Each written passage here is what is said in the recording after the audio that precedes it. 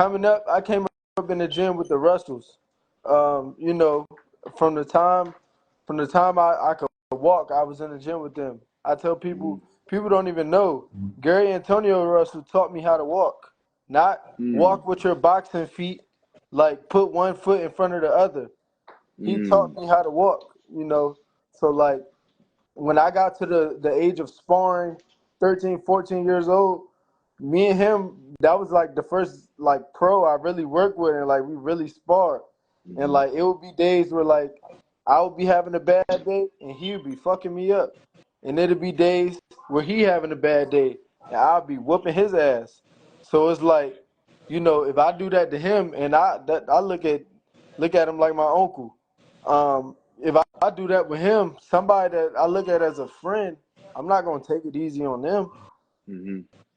Jalil, out of all the guys you work with coming up, which fighter gave you the most game and showed you the most situation where you know what I'm saying, for where you at today? Showed you the most love. Um, Top two is Tank and Boots.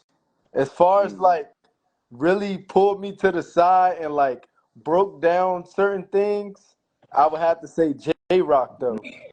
mm. Shout out to J Julian Rock. J Rock Williams probably got one of the best inside games I ever seen in boxing. Like been in the ring with, and people always tell me my inside game is crazy, but his inside game is unreal. Like a lot of the things you see me do, I got it from him and Coach Breadman. That inside, I like they Mm. that. they inside work up there is nice, and I think And that's a Breadman didn't tell me nothing, none Okay, of that. Bread Man. He didn't Okay, tell me shout none out of that. Bread I talked to him Man. earlier today. I think that's a Yeah. Philly. I think that's a Philly thing though, because you know, I feel like Boots got a real good inside game too. And I was looking at some of the comments on my fight. A lot of people were saying like I felt like Bernard Hopkins. I never got that comparison before, and the past few days I just been looking at Bernard Hopkins tapes trying to find like the similarities. Yeah. And do you see But we have some? a wow I inside mean, Do game you though. His that's a good do wow. you compliment. see do you That's a see good some compliment. similarities or That's no? a good compliment. Slightly, slightly. I ain't been really watching enough. I didn't only so far. I didn't watch about 5 fights. I don't think I can gauge it off of 5 fights. But give me till the end of this week. I definitely could tell you an answer. Viat was a dog. I Viat was a dog. so I Yeah. That was one of the ones that said it too, but I said without the Philly show because I don't see you fight off of the Philly. You Yeah, know I what I feel mean? like the Philly show is something that you have to have in your repertoire from the time that you started boxing. If And it maybe wasn't it's in the your stature. You guys have like a similar stature. yeah, and I think as far as perfecting the Philly shell, that has to be something that you've done from the time that you put on gloves Yeah, all the way until now. Like I didn't do that when I started boxing. So I like for agree. me to try to pick it up at 21 is hard. It's like teaching the child a language. When you have a baby who's brought up in the house speaking English and Spanish, English and Spanish just flows off for them. But when you got kids, shit like me, I ain't learned no damn Spanish until high school. So it's like it came harder for me because you're picking it up later. You're not picking it up in those years where your brain is like a sponge, you know, where it's trying to form. You picking it up where it's already formed, and you know, that's when it's a little bit tougher to grasp the concept of certain things. Right. Now, we're the realest show out, and you said something real touching earlier that Gary, taught you how to walk, like physically. Now, he posted something on his Instagram. This is a question for both of you guys. I mean, how do you feel about just knowing what he posted? I don't Uh, know what he posted. I was about to say you had to tell me what you posted.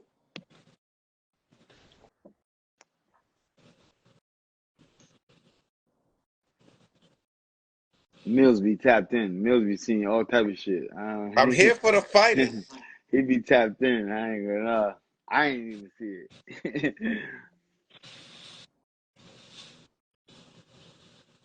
I think he took it down. With some old videos or something. No, no. I'll leave it at that. We'll leave that at that. But nevertheless, man, guys, last last minute. I don't. Do you have any more questions, Zeb? I'm sorry. No. We good. Now, how is your relationship with the Russells now? Still the I same? I talk I talk with Gary Antonio Russell, Gary Antoine Russell. I talk with them often. Um, as far as everyone else, it's like when we see each other, we talk, but we don't talk as often as you know Gary Antoine and Gary Antonio and I. When you hit Pete Dobson, right, and he had that huge ass knot, he Mm. was funny. He was talking about it. He said that his forehead looked pregnant. So what did you hit him with a punch? Was that an elbow? What I what I what was that? watched the fight. It was like a punch that grazed off, and he ended up getting scraped with the elbow. Oh, One of those now when you seen that thing growing, dog, right? Where is that something that you wanted to Oh, like a once pimple, like you want? yeah, once I seen it start to grow, I definitely was aiming for it. I was trying to Mm. bust it open. Oh. What if you'd have busted? What if you hit Uh, that shit would have just bust was open? it That would have bothering been crazy. him? You think? Yeah, Or definitely. I feel like I think he definitely like kept pawing at it. I feel like his corner did a great job of dealing with it. I watched the Was fight like what in between rounds, like they was scraping at it real good. was it Uh, mushy? Like was it soft when you was hitting it? Was it yeah, it was like like it. Yeah, it was. It felt like if I hit it hard enough, it'll pop. that's what I'm saying. That's what I'm saying. Yo, son. You know what, Mills? I asked that question because I've been there before. I fought a fighter with that shit, I kept trying to like, come on, bust the shit, bust it. Like, you know what I mean? Like, that's what I asked you that. Did you want to see it bust open? I mean, that's just a fighter thing, guys. It's Yeah, a fighter thing. I ain't even gonna lie. It's weird, but like I was aiming at it like, man, if this Yeah. motherfucker bust open that shit. I want to see like, is it gonna be blood Yeah. in it? Like, is it gonna be? Right. Is it gonna be juicy? Yeah. What? Yeah. That's just a fighter's thing, guys. Yeah. well, what is it? Does it feel cool to be on the stable? Because Eddie has made like a complete line change with a lot of his fighters and stuff like that, like and re-signing a lot of these new guys this year. How does that feel to be be on the floor front of that all? That feels good because I feel like he has like a layout for all of his fighters. I don't know like as far as the few guys that I do know personally that's with Matchroom. Like Eddie has a plan for them. Like they're not just signed to Matchroom and it's like they're going fight by fight. Right. Eddie's doing his numbers these days, man. He's definitely continuous. You know what I'm saying? He's definitely keeping it going. You know what I'm saying? He got show after show after show after show after show, and he's giving great opportunities to fighters. So he's definitely changing the game of boxing. Yeah, yeah, Coach. Let everybody know where they can find the merch. They can hit me up on my IG Messenger, and I can mail it out to them, send it to them, however they want to get it. I want to say shout out to a lot of the folks in Houston. They hit us up and they were like, "Hey, I want merch." I really respect that. Ever since we fought out there, they've been following us.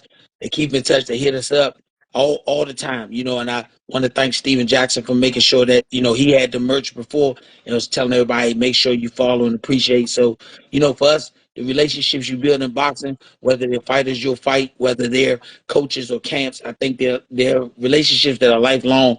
When you look at guys that fought trilogies, those guys are still friends to this day because they share blood. They Yeah, spit blood. And when you spit yeah, blood with somebody, you might didn't respect them going in, but you respect them when you coming out, yeah, win, lose, or yeah. draw. Win, lose, or draw. That's true.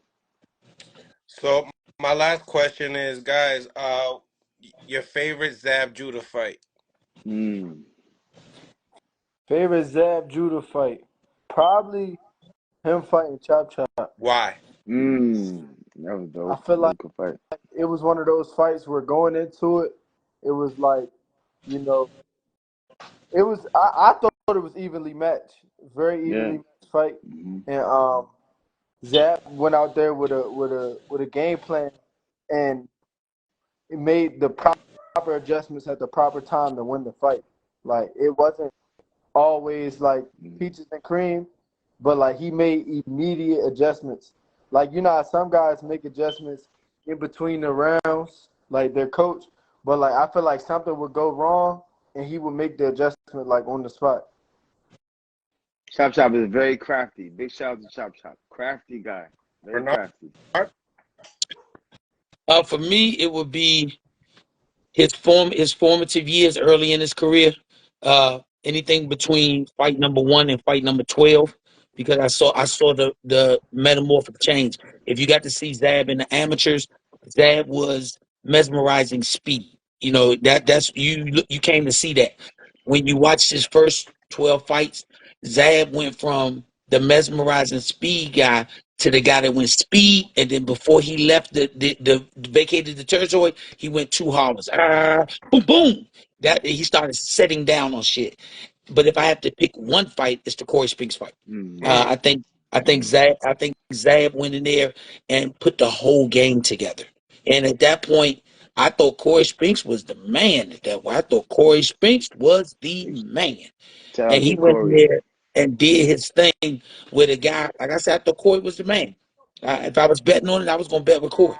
But watching what Zab did in that fight, he showed me the value of having not just that youthfulness, but experience. That's why I said I don't rush my son because of what might happen. I don't rush my son because of the fighters I watch, and I watch as what's smart, but also a precautionary tale. I think Zab's dad went at the proper speed. I remember when he fought on ESPN and they asked, "Well, Zab, you know, you should be fighting for a big fight." His dad said, "We'll do that when it's time." Then he didn't let Zab answer the question. You remember, he put his hand on your chest and said, "We'll do that at the proper time. Y'all not gonna talk me into this." But then I look at other fighters who I really love and watch. I think Fernando Vargas was a monster, but I think they put so much stock in his talent that they overlooked his youth. And he was in there. I don't think he ever should have fought Felix Trinidad or Oscar De La Hoya because they weren't his generation. And those guys had so much experience. By round 5 of those fights, when the athleticism and youth wears off, the experience took over. Right. I know I talk a lot, but that's why I run a podcast, right? So, Loma and Tank predictions, guys. You want to go first, Lil? What you? I'll let you. Well, no. I ain't gonna let you go first because we Why? might Cause got he the gonna same kill answer. it. He gonna cook too much. Yeah, I feel like we might got the same answer. I think that this fight, if it's locked in like they say, this fight is going to shut all of the Tank critics up. Like it's gonna be those few trolls, but like after this fight, when he boxed that man for 9 straight rounds, and then in the 10th round he knocked him out, it's gonna shut all the Tank critics up. Cause he gonna box him crazy. You know, usually Tank a slow starter and all of that shit, but he gonna box him good. He gonna win those. He gonna win the majority of the first 9, and then he's gonna knock him out. Oh, he gonna outbox the former pound for pound guy, and then knock him knock him out in 10. In Yes, 10. yes. Night Remember I night. told you. I love it. out. I love it. Coach. I think both of them wrong. I think that fight gonna get to about the 7th round, and I think when it gets to the 7th round, Lomo is starting to not use his feet as much. If you notice, he isn't separating as much as he used to, and he's one of the best guys that can roll or catch a body shot. And because of that, Tank gonna use the brick side to set him up to roll. And when he roll and come out the roll, it's gonna be that backdoor hook that's gonna sit him down. You think he catches punches well, Coach? I think Lomachenko will catch stuff to. If you look at him, traditionally he catches the body shot well. He catches that. He takes that away. But in order to take the body shot away, Zab will tell you, I got to give up something else. So if Tank is throwing the body shot and he's catching it well, when he goes to catch, Tank's computer is gonna turn that to a hook upstairs. And he already, you know how he like to do that. What they used to call it back then is that Cuban roll. Yeah. How they roll like that, the Cuban. Lomachenko like to roll like the Cubans. The hook is right. Yes, there it is. Yeah, the hook right there. I think that's a 7th round hook. Does he Mm-hmm. does he go all the way out or do he get waved off? No, I say go Completely out. to sleep. Completely to sleep. Tank will. You gotta think Lomachenko has said himself. I feel like I'm much better at 130. He said it himself. I feel like I do better at 130. Now he's gonna take a guy at 135 that has been. You got to think, put it in perspective. He fought Barrios at 140, and he stopped Barrios. What would the betting odds be if Tank fought Barrios at 47? They would be in Tank's favor. Mm. Now, if you go back to a guy who says I'm more comfortable at 30, but you're fighting a guy at 35 who's beating the current welterweight champion at 40, how can it go right? I, I definitely think that Tank gonna get him out with a body shot. Yeah, I think, I think think, I so. think, I think it'll be a hook. I think it's gonna be a body shot. But nevertheless, last one. Boots and Crawford, obvious is the talk. What's your thoughts, man? Let's keep it real. Let's keep it funky on here. Let's go. That's the fight of the century if it happens at 54. Talk to me. Mm, It's the fight of the century if it happens at 54. At 54. 54, talk to me. Why is it the fight of the century? Tell me. You're talking big. You're talking big right now. I Yeah. think at 54, Boots is strong. I would if he moves up and fights at 54, I want him to fight somebody first just to see how he feel. I wouldn't want him to just jump straight into it due to the fact that if the fight does happen, Terrence will have already had one fight at 54, and I just feel like Boots should, to be fair, he should have his opportunity to have him one fight at 54 to see how he feels. Um, I think it'll be a great boxing match. It'll be a chess match because they're both great switch hitters. You know, Boots looks the same as orthodox as he does on Southpaw, and that's the same thing for Terrence. Um, I really think it'll be one of them fights that comes back. It'll come down to the championship rounds. Okay, so here's a good question for everybody on here. Can we agree that or disagree that Boots and Crawford is in two different eras of the game? Two This is different what I'm thinking now. eras. I'm thinking it's two different eras. This fight shouldn't even. Yeah, Now you hear now you talking my language. yeah, Like I said, yes, I don't think either one of them gets anything out of it. Let's talk about the goddamn fantasy fight then. yeah. Yeah, I mean, if you looking at it from a fantasy perspective, you got to remember they both have the same skill set because they both switch. They both are excellent boxers. They both can punch. When you look at the size, I think Boots is bigger, so if that helps him with that side. But then I think Bud Crawford is the more experienced under these situations. I just think that fight is one of those fights that nobody wins that because each side is going to say something. If, Right, if if if Bud loses, they're gonna say, "Man, you fought Bud at 37 years old." right. If Bud wins, They're you gonna fought say a guy Boots that didn't was get an too young. opportunity to get an experience. Yeah. He was too young. So I just don't. Yeah, I just think that's one of those fights that other than the two guys making a boatload of money, which I'm all for them making their money. Other than that, I'm not really big on that fight. Hey, I think those hey, are two different players that win. hey, I hey, think if we gonna push the narrative that fight got to happen, push the narrative that Benavidez Canelo got to happen. Mm, Well, honestly, we got to slow that it part. down here because in I reality, gotta go Crawford. get Bing. I gotta go get Bing juice. That I gotta get All off. All right, right, all Okay. right, champ. All All right, Appreciate you. champ. right, Appreciate you, appreciate y'all. champ. Uh, Yeah, really. but in the same time, right? It's like Bud.